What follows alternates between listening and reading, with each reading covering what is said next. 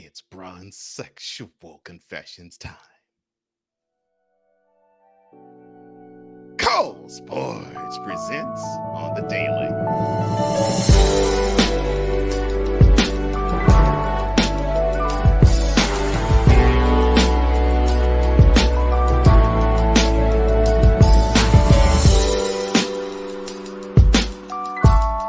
How you doing, everybody? Cole Johnson here on the Daily Zone Tab, presented by Cole Sports. Welcome back to my YouTube channel. And if you want to get these wonderful shirts that I do sell, the link of the shirt that I'm wearing is at the description box below.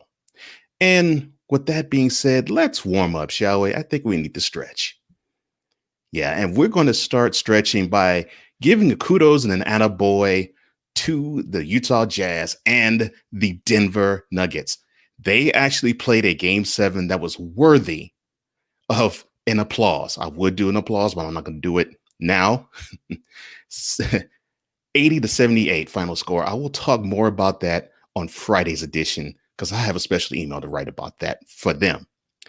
Now, the game tonight between the Thunder and the Rockets, the two best words in all of sports. Game 7.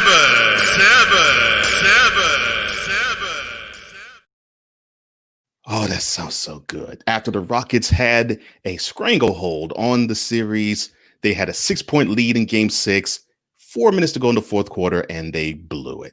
So now they have to stave off the hungrier Thunder tonight.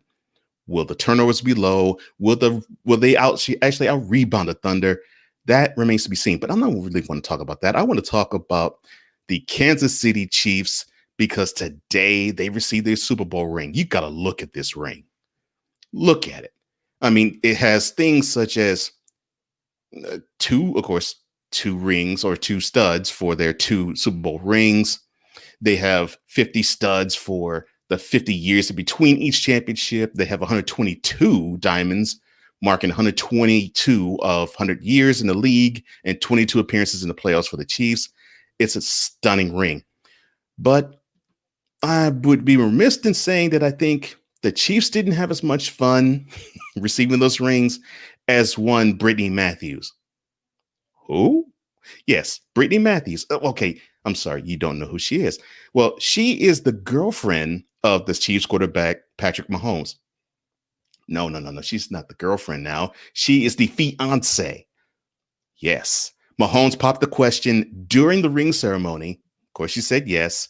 And the 25-year-old, as of today, Matthews, is now sporting a huge rock on her finger. And as for Mahomes, Super Bowl championship, Super Bowl MVP, a contract where he has $140 million guaranteed with almost $500 million that he could earn at the lifetime of the contract. And his birthday actually is coming up in 2 weeks. I'd say he's having a pretty good 2020, even though most of us have struggled. He definitely is lifetime goals. I'm happy for him. Congratulations to Brittany Matthews, and congratulations to Patrick Mahomes.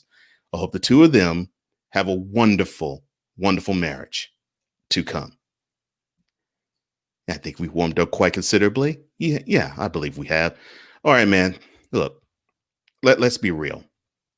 Now, I can talk endlessly about LeBron James rebounding from his putrid performances in the bubble, but of course, with him, it's extremely complicated. Well, the performances in the bubble have improved. Some other things have not. What do I mean? I will talk to you about that in this edition's Bronsexual Confessions. In a world where partial greatness is celebrated and total greatness is shunned, there stands to be a figure on the lips of those who love him and those who hate him. The inane comparisons to Michael Jordan and Kobe Bryant continue and has existed since 2003. There is no end in sight, for the battle between those who unconditionally love and unconditionally hate him wages on. These are their stories. Welcome to the Bronsexual Confessions.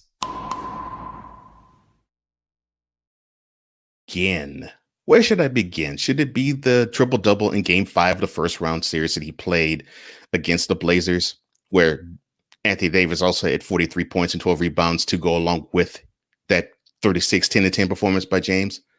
Nah. Should I talk about how he tried to lead the NBA in canceling the season because the Players Association had other plans?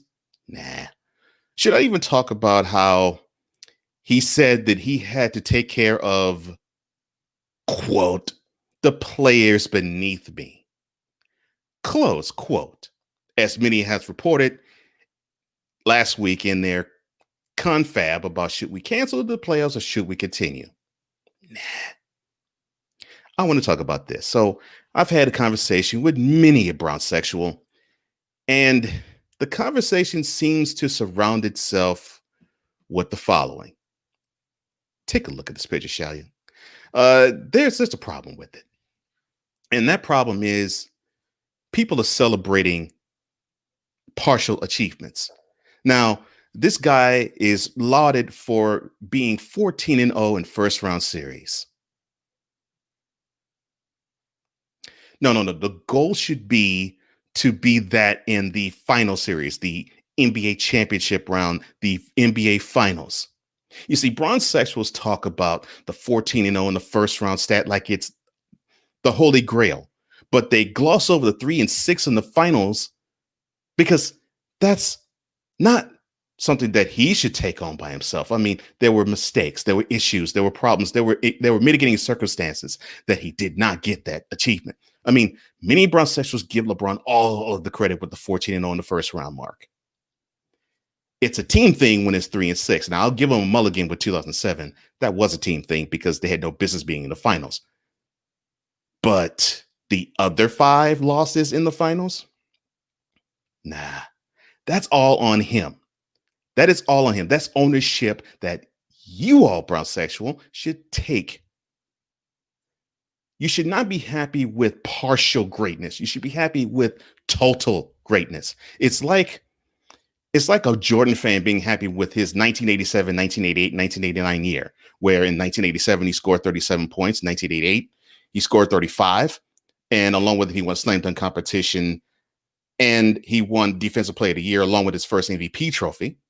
And in 89 he went 33, 8 and 8, but got swept in the first round in 87.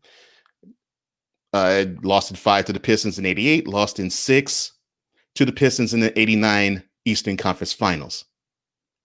Jordan fan is not happy about that, and they weren't, because they had a chance to be happier about greater achievements. You all have to stop celebrating the mundane and celebrating the low-hanging fruit. The biggest and brightest stars are what you should want this athlete to achieve. Stop settling for dog scraps and start reaching for the stars. Because unfortunately,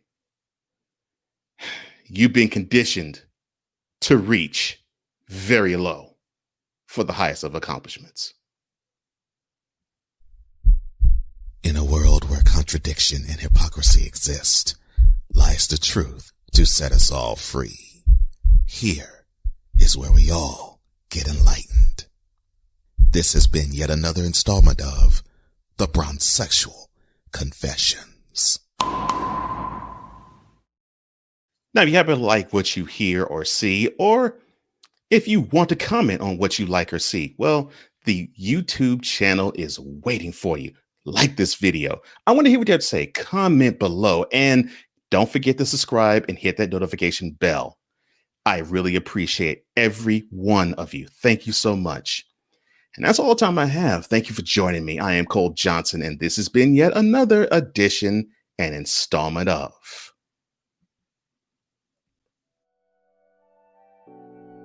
Cole Sports on the visual and on the daily.